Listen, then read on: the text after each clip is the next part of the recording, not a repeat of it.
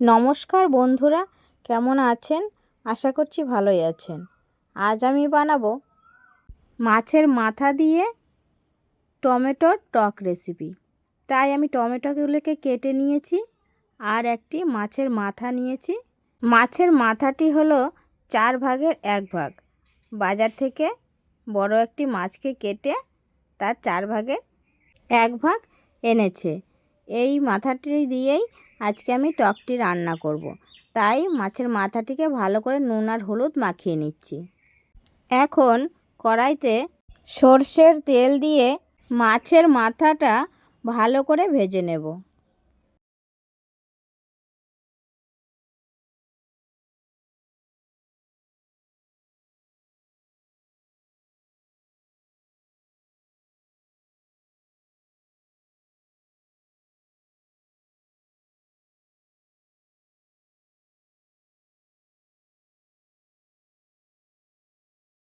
এবার মশলাটা ভাজা ভাজা হয়ে এলেই টমেটোগুলো আমি দিয়ে দেব। একটু সেদ্ধ হওয়ার পর নুন আর হলুদ দেব।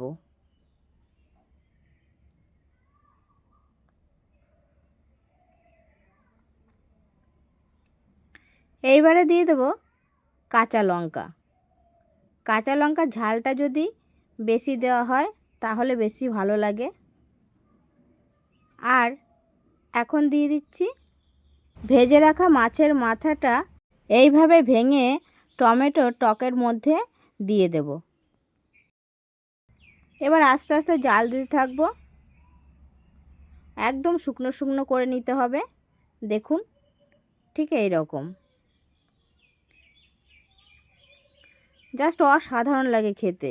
আপনারা অবশ্যই একবার বাড়িতে ট্রাই করে দেখবেন, সত্যিই খুব ভালো লাগবে খেতে।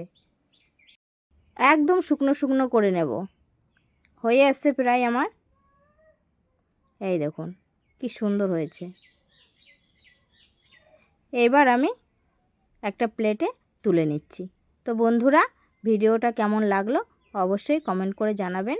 আর নতুন বন্ধু হয়ে থাকলে আমার চ্যানেলটিকে সাবস্ক্রাইব করে আমার পাশে থাকবেন। ভালো থাকবেন সবাই। দেখা হচ্ছে পরের ভিডিওতে।